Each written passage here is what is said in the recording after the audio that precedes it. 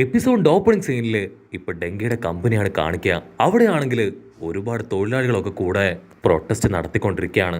കമ്പനിയുടെ നടത്തിപ്പ് ശരിയല്ല, എംപ്ലോയീസിനോടുള്ള സമീപനം ശരിയല്ല എന്നൊക്കെ പറഞ്ഞാണ് അവിടെയുള്ള തൊഴിലാളികൾ പ്രൊട്ടസ്റ്റ് ഉണ്ടാക്കുക.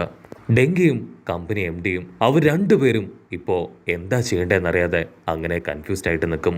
ഡെങ്കി പറയും, ആക്ച്വലി നമ്മൾ എല്ലാ കാര്യങ്ങളും കറക്റ്റ് ആയിട്ടല്ലേ ചെയ്തേ, അവർക്ക് ആവശ്യമായിട്ടുള്ള എല്ലാ കാര്യങ്ങളും നമ്മൾ കൊടുത്തതാണ്, പിന്നെ എന്തിനായിരിക്കും ഇങ്ങനെ ഒരു പ്രൊട്ടസ്റ്റിന് അവരിറങ്ങി തിരിച്ചത്. അപ്പൊ അവിടുന്ന് അങ്ങനെ ബ്ലാക്ക് ഔട്ട് ചെയ്ത ഈ മാറ്റർ ബൊറൂട്ടോയും ഫാമിലിയും ഇപ്പൊ ടി വിയിൽ കാണുകയാണ്. ഹിമ അവർ ചോദിക്കും, ഈ കമ്പനി അത് ചേട്ടന്റെ ഫ്രണ്ട് ഡെങ്കിയുടെ കമ്പനി അല്ലേ, ഇവര് ഇത്രയും ബാഡ് ആയിട്ടുള്ള ആൾക്കാരാണോ? അതിന് ബൊറൂട്ടോ പറയും, ഒരിക്കലുമല്ല, ഇതിന്റെ എല്ലാം പിന്നില് ആ വില്ലൻ കൂട്ടം അവര് തന്നെയാണ്, ആ വില്ലൻ ഗ്യാങ് അവര് തന്നെയാണ്. അപ്പൊ അവിടുന്ന് അങ്ങനെ ബ്ലാക്ക് ഔട്ട് ചെയ്ത ആ വില്ലന്മാരെ കാണിക്കും. ആ മെയിൻ വില്ലൻ പറയും, നമ്മുടെ പ്ലാനിങ് അനുസരിച്ച് തന്നെ എല്ലാ കാര്യങ്ങളും പെർഫെക്റ്റ് ആയിട്ട് പോകുന്നുണ്ട്. എന്റെ നെഞ്ചിപ്സു അതുപയോഗിച്ച് ഞാൻ ജനങ്ങളെ മാനിപ്പുലേറ്റ് ചെയ്തു. വളരെ എളുപ്പത്തിൽ അവരെ കൺട്രോൾ ചെയ്യാനും അവരെ കൊണ്ട് നമുക്ക് ആവശ്യമായിട്ടുള്ള കാര്യങ്ങൾ ചെയ്യാനും എന്നെ കൊണ്ട് ഇപ്പൊ കഴിയും. ഇങ്ങനെ പോവാണെങ്കിൽ നമ്മളായിരിക്കും ഇനി ഈ ഗ്രാമത്തിലെ സൂപ്പർ സ്റ്റാർ. പിന്നെ ആ പയ്യൻ അവൻ ചോദിക്കും, നമ്മൾ ആക്ച്വലി നല്ല കള്ളന്മാരല്ലേ, മറ്റുള്ളവരെ ഹെൽപ്പ് ചെയ്യുക എന്നത് മാത്രമല്ലേ നമ്മുടെ ലക്ഷ്യം, പിന്നെന്തിനാ നമ്മൾ ഇതുപോലുള്ള കാര്യങ്ങളൊക്കെ ചെയ്യുന്നേ? അതിനാള് പറയും, ഇതും ജനങ്ങളുടെ നന്മയ്ക്ക് വേണ്ടി തന്നെയാണ്. നിനക്കതിപ്പോൾ മനസ്സിലാവില്ല, കുറച്ച് കഴിയുമ്പോൾ ഉറപ്പായിട്ടും നിനക്കത് മനസ്സിലാവും. കട്ട് ചെയ്താ ഇപ്പൊ നറൂട്ടോയുടെ മാൻഷനിലും ഈ ഒരു ന്യൂസ് എത്തും. നറൂട്ടോ ചോദിക്കും, ഇത്രയും നാളും ആ കമ്പനിയെ കുറിച്ച് യാതൊരു പരാതി ഉണ്ടായിട്ടില്ല, പെട്ടെന്ന് ഇപ്പൊ എന്താ ഉണ്ടായേ? അതിന് ഷിക്കട പറയും, ജനങ്ങളിപ്പോ ചിന്തിച്ചിരിക്കുന്നത് വൻകിട കമ്പനികള് അവരാണ് പാവപ്പെട്ട ജനങ്ങളെ എക്സ്പ്ലോയിറ്റ് ചെയ്യുന്നതെന്നാണ്. ഇതിന്റെ പേരിലാണ് അവരിപ്പോ ഈ പ്രൊട്ടസ്റ്റിന് ഇറങ്ങി തിരിച്ചിരിക്കുന്നത്. എന്റെ ബലമായ സംശയം ഇതിന്റെ പിന്നിലും ആ ക്രിമിനൽ ഗ്യാങ്സ് അവർ തന്നെയാണെന്നാണ്. പക്ഷേ ഇങ്ങനെയൊക്കെ ചെയ്യുന്നത് കൊണ്ട് അവരുടെ ലക്ഷ്യം എന്താണെന്ന് മാത്രം എനിക്ക് മനസ്സിലാവുന്നില്ല. അതിന് ബൊറൂട്ടോ പറയും, അവരവരെ പോലെ തന്നെ ജനങ്ങളെയും മാനിപ്പുലേറ്റ് ചെയ്യാൻ ശ്രമിക്കുകയാണ്. അവരെന്ത് ചെയ്യുന്നോ അത് തന്നെ ജനങ്ങളും ചെയ്യണമെന്ന് ആഗ്രഹിക്കുന്നു. ജനങ്ങൾക്കിടയിൽ അരക്ഷിതാവസ്ഥ ഉണ്ടാക്കി അത് മുതലെടുക്കാനാണ് അവർ തീരുമാനിച്ചിരിക്കുന്നത്. ഇതിനെതിരായിട്ട് നമ്മൾ എന്തെങ്കിലും എത്രയും പെട്ടെന്ന് ചെയ്യണം. ഈ ഗ്രാമത്തിന്റെ റെസ്പോൺസിബിലിറ്റി അത് നമുക്കാണ്. ഉടനെ സായി, ഞാനിപ്പോൾ തന്നെ പോലീസ് ഫോഴ്സിന്റെ കൂടെ പോയി കൂടുതൽ ഇൻവെസ്റ്റിഗേഷൻ നടത്താൻ പോവാണ്. കട്ട് ചെയ്ത ബൊറൂട്ടോ അവനിപ്പോ അവന്റെ ഫ്രണ്ട്സിനെ തേടി റെസ്റ്റോറൻറ്റിലേക്ക് വരാണ്. അപ്പവും വീണ്ടും കാണും ജനങ്ങളെല്ലാവരും ചേർന്ന് ആ കള്ളക്കൂട്ടത്തെ അവരെ സപ്പോർട്ട് ചെയ്ത് വലിയ വലിയ കമ്പനികൾക്കെതിരെ ഇപ്പൊ സമരം ചെയ്യാണ്. ചോച്ചോ പറയും, ഇതെങ്ങനെ സംഭവിച്ചു? ആ കള്ളന്മാരെ അവരെയാണ് ഇപ്പൊ ജനങ്ങൾക്ക് വിശ്വാസം. ഗവൺമെന്റിലും നീതിയിലും ന്യായത്തിലും അവർ വർക്ക് ചെയ്യുന്ന കമ്പനികളിലുള്ള വിശ്വാസ്യത അവർക്കിപ്പോ നഷ്ടപ്പെട്ടിരിക്കുകയാണ്. ഇതിന്റെയും പിന്നില് അവർ തന്നെയായിരിക്കുമെന്ന് ചോച്ചോ പറയും. പക്ഷെ ഷിക്കടയാണെങ്കിൽ അതെല്ലാം കേട്ട് പ്രത്യേകിച്ച് ഒന്നും പറയാതെ ഇപ്പൊ എഴുന്നേറ്റ് പോകാൻ തുടങ്ങും. അവിടുന്ന് അങ്ങനെ ബ്ലാക്ക് ഔട്ട് ചെയ്ത ആ റിയോ പയ്യൻ അവനാണെങ്കിൽ ഇപ്പൊ ഷിക്കടയായിട്ട് ഗെയിം കളിച്ചതും ഹാപ്പി ആയിട്ട് ടൈം സ്പെൻഡ് ചെയ്തതും അങ്ങനെ എല്ലാ കാര്യങ്ങളും ഓർക്കും. അതിനുശേഷം വീണ്ടും മാസ്ക് ഒക്കെ ഇട്ട് അവന്റെ ടീമിന്റെ കൂടെ പോകാനായിട്ട് തയ്യാറെടുക്കും. അപ്പൊ അവിടുന്ന് അങ്ങനെ ബ്ലാക്ക് ഔട്ട് ചെയ്ത് അവന്റെ കുട്ടിക്കാലം കാണിക്കും. അവന്റെ കുട്ടിക്കാലം മുതലേ അവൻ ആ ടീം ലീഡറിന്റെ കൂടെയാണ്. അവന്റെ അച്ഛൻ ആ ടീം ലീഡറിന്റെ ബെസ്റ്റ് ഫ്രണ്ടാണ്. അവന്റെ പപ്പയാണെങ്കിൽ ഇപ്പൊ അവന്റെ തലയിൽ തലോടിയിട്ട് പറയും, പപ്പ പെട്ടെന്ന് വരും, ചെറിയൊരു മിഷൻ ഉണ്ട്, അത് എത്രയും പെട്ടെന്ന് കംപ്ലീറ്റ് ചെയ്ത് മോനെ കാണാൻ പപ്പ ഓടി വരുന്നു പറഞ്ഞ് അവർ രണ്ടുപേരും ഇവിടുന്ന് കടന്നു പോവും. ഉടനെ അവന്റെ അമ്മ പറയും, നീ എപ്പോഴും പപ്പയോട് സ്നേഹത്തിലും വിധേയപ്പെട്ടും വേണം ജീവിക്കാൻ, കാരണം പപ്പ നല്ലവനാണ്. ഒരുപാട് പാവപ്പെട്ട ആൾക്കാരെ പപ്പ സഹായിക്കുന്നത് നീ കാണുന്നില്ലേ? അതിനവൻ പറയും, എനിക്കും വലുതാവുമ്പോ പപ്പയെ പോലെ തന്നെ ആവണമെന്ന് പറഞ്ഞ് അവൻ വീട്ടിലേക്ക് പോവും. അങ്ങനെ ബ്ലാക്ക് ഔട്ട് ചെയ്ത നെക്സ്റ്റ് ഡേ നൈറ്റ് അവനും അവന്റെ അമ്മയും പപ്പയ്ക്ക് വേണ്ടി വെയിറ്റ് ചെയ്യാണ്. ഇത്രയും ടൈമായിട്ടും പപ്പയെ കാണാനില്ല. അപ്പൊ എന്തോ ഒരു ശബ്ദം കേട്ട് നമ്മുടെ പയ്യൻ അവൻ പുറത്തേക്ക് വരും. അവൻ കാണുക ബ്ലഡിൽ കുളിച്ചു കിടക്കുന്ന അവന്റെ പപ്പയാണ്. അവന്റെ പിന്നാലെ തന്നെ അമ്മയെ ഓടി വന്ന് പപ്പയെ താങ്ങി എടുക്കാൻ നോക്കും. പക്ഷെ അപ്പോഴേക്കും വലിയൊരു സ്ക്വാഡുമായി ഇവിടേക്ക് വന്നൊരുത്തൻ അവന്റെ അമ്മയെ വെട്ടിയെറിയും. അവൻ പേടിച്ച് നിലവിളിച്ച് അങ്ങനെ നിൽക്കുന്ന സമയം അവനെ അറ്റാക്ക് ചെയ്യാൻ ശ്രമിക്കും. പക്ഷേ ഐസ് ജിപ്സ് ഉപയോഗിച്ച് ഇപ്പൊ ആ വില്ലനെ ആട്ടിച്ച് തെറിപ്പിക്കും. ഇവിടുന്ന് അങ്ങനെ ബ്ലാക്ക് ഔട്ട് ചെയ്ത അവൻ കണ്ണു തുറക്കും. ചുറ്റും ആരെയും കാണാനുണ്ടാവില്ല. അവന്റെ തൊട്ടടുത്തേക്ക് ആ ആള് നടന്നു വരികയാണ്. അങ്കിള് പറയും, പേടിക്കേണ്ട ആവശ്യമില്ല, മോന്റെ പപ്പയും അമ്മയും കൊന്നവനെ അങ്കിള് കൊന്നു, മോനെ ഞാൻ പ്രൊട്ടക്ട് ചെയ്തിട്ടുണ്ട്, എൻ്റെ കൂടെ മോൻ എപ്പോഴും സേഫ് ആയിരിക്കും. അതിനുശേഷം ദിവസങ്ങൾ കടന്നു പോകുന്തോറും ആ അങ്കിളാണെങ്കില് അവനെയും അവരുടെ കൂടെ കൂട്ടി ഓരോ കാര്യങ്ങള് പഠിപ്പിച്ചു കൊടുക്കാൻ തുടങ്ങും. അങ്ങനെ ഒരു ദിവസം അവനെയും കൂട്ടി അങ്കിള് പുറത്തേക്ക് വരും.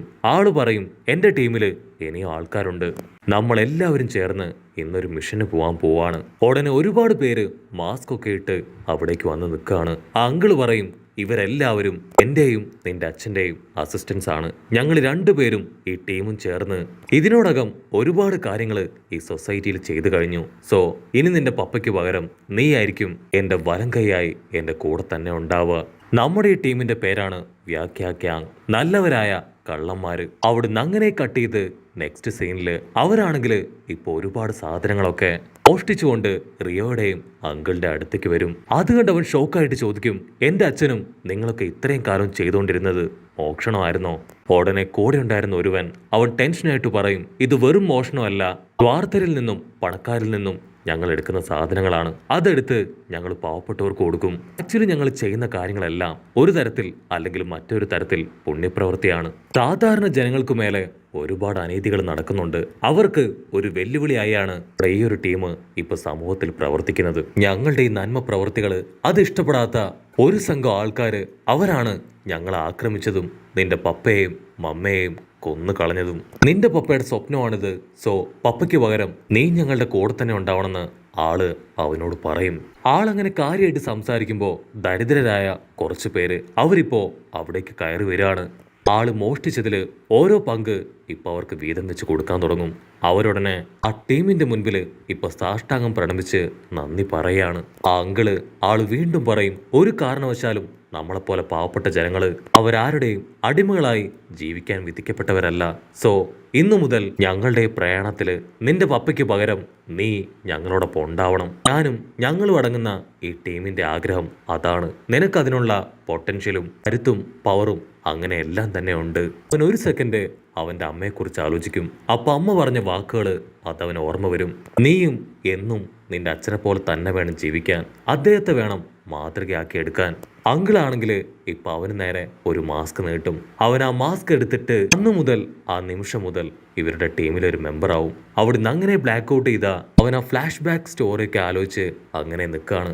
അപ്പൊ ആള് വീണ്ടും അവന്റെ അടുത്തേക്ക് വരും. പറ്റി നീ പഴയ കാര്യങ്ങളൊക്കെ ഓർത്ത് നിൽക്കുവാണോ? റിയോ ഉടനെ അവന്റെ കയ്യിലുള്ള ഡയല് അത് അങ്കിളിന് കാണിച്ചു കൊടുക്കും. ഇതെന്റെ ഫ്രണ്ടിന്റെ ഡയലാണ്. എനിക്കിവിടെ ആക്ച്വലി ഒരു ഫ്രണ്ട് ഉണ്ട്. അതിന് അങ്കിള് പറയും, അതൊരു നല്ല കാര്യമല്ലേ?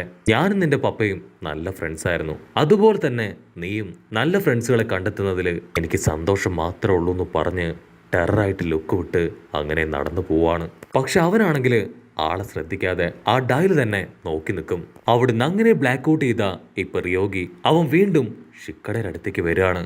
ഷിക്കടയാണെങ്കിൽ ഒരുപാട് നേരമായിട്ട് റിയോയ്ക്ക് വേണ്ടി കാത്തിരിക്കുകയാണ്. ഉടനെ അവർ ക്യാഷ്വലായിട്ട് സാധാരണ പോലെ സംസാരിച്ച് ഇപ്പൊ ഗെയിം കളിക്കാൻ തുടങ്ങും. ഷിക്കടയാണെങ്കിൽ ഓൾറെഡി ഒരുപാട് പ്രാക്ടീസും ട്രെയിനിങ് ഒക്കെ എടുത്തുകൊണ്ട് തന്നെ ഇത്തവണ ഷിക്കടയെ അത്ര എളുപ്പത്തിൽ അവനെ തോൽപ്പിക്കാൻ കഴിയില്ല. അവരുടെ കളി അതെങ്ങും എത്താതെ അങ്ങനെ മുൻപോട്ട് പോവാണ്.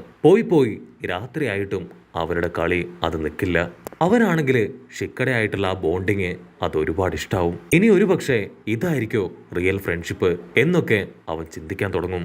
ഉടനെ ഷിക്കട പറയും, നമ്മൾ ഗെയിം കളിച്ച് ഇപ്പൊ ഒരുപാട് നേരം വൈകി, ബാക്കി എന്നാ നാളെ ആയ പോരെ. അവനാണെങ്കിൽ ഇപ്പൊ കയ്യിൽ കരുതിയ ഒരു വിളക്കെടുത്ത് അവിടെ കത്തിച്ചു വെക്കും. ഉടനെ ഷിക്കട അവനിപ്പോ റിയോഗിയോട് ചോദിക്കും, നീയും വ്യാഹ്യ ഗ്യാങ്ങിലെ ഒരു മെമ്പർ അല്ലേ? അത് കേട്ട് റിയോഗി ഷോക്കാവും. ഉടനെ അവൻ പറയും, അയ്യോ അല്ല, ഞാൻ ആ ടീമിലെ മെമ്പറൊന്നും അല്ല, എനിക്ക് അവരെ കുറിച്ച് ഒന്നും അറിയില്ല, ഞാൻ ഇത്രയും ചെറിയ ആളല്ലേ, എന്നെ പോലെ ഒരാളൊന്നും ടീമിലെ മെമ്പർ ആയിരിക്കില്ല എന്ന് പറഞ്ഞ് അവൻ രക്ഷപ്പെടാൻ ശ്രമിക്കും. അതിന് ഷിക്കട പറയും, നീ നേരത്തെ കണ്ണാടിക്കാരൻ മാസ്റ്റർ അദ്ദേഹത്തെ അറിയാമെന്ന് പറഞ്ഞപ്പോഴും ഒരു പ്രത്യേക ജിപ്സ് ഉപയോഗിച്ച് ഇവിടുന്ന് രക്ഷപ്പെട്ടപ്പോഴും ഞങ്ങൾക്ക് നീ ആരാണെന്നും നിന്റെ പവർ എന്താണെന്നും മനസ്സിലായതാണ്. നീ ഇപ്പൊ കൊണ്ടുവന്ന ഈ വിളക്ക് ഇതുപോലും മോഷ്ടിച്ചെടുത്തതാണ്. അത് കേട്ട് അവൻ എന്താ പറയണ്ടെന്നറിയില്ല. അവന്റെ കയ്യിൽ നിന്ന് ഇപ്പൊ ആ വിളക്ക് താഴേക്ക് വീണ് പൊട്ടും.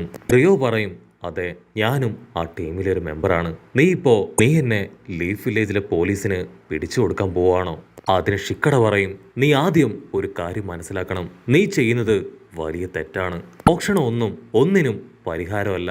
മാത്രമല്ല നിന്റെ ടീമിലുള്ളവര് പിന്നെ വെറും ഒരു ടൂളായിട്ട് മാത്രമാണ് ഇത്രയും കാലവും ഇപ്പോഴും ഉപയോഗിച്ചുകൊണ്ടിരിക്കുന്നത്. അത് കേട്ട് റിയോ അവൻ ടെൻഷനാവും. ഐ സ്റ്റൈൽ ഉപയോഗിച്ച് അവനിപ്പോ ഷിക്കടെ അറ്റാക്ക് ചെയ്യാൻ തുടങ്ങും. ഉടനെ രണ്ടുപേരും വമ്പൻ ആക്ഷനൊക്കെ ഇട്ട് പരസ്പരം ഫൈറ്റ് ചെയ്യാണ്. ഫൈറ്റിന് ശേഷം അവൻ ഷിക്കടയോട് ക്ഷമ ചോദിച്ച് വലിയൊരു ബാരിയർ ക്രിയേറ്റ് ചെയ്ത് തിരികെ വീണ്ടും അവന്റെ ടീംമേറ്റ്സിന് അടുത്തേക്ക് വരികയാണ്. ഉടനെ അങ്കിളും ടീമും അവനങ്ങനെ നോക്കി നിൽക്കുന്നതോട് കൂടെ ഈ ഒരു എപ്പിസോഡും അവസാനിക്കുന്നു. എപ്പിസോഡ് ഇഷ്ടപ്പെടുകയാണെങ്കിൽ തീർച്ചയായിട്ടും ലൈക്ക് ചെയ്യാനും കമന്റ് ചെയ്യാനും ഷെയർ ചെയ്യാനും മറക്കല്ലേ. അടുത്തൊരു അടിപൊളി എപ്പിസോഡുമായിട്ട് കാണുന്നവരെ ഇറ്റ്സ് മീ വിത്ത് മല്ലു വെബിസോ.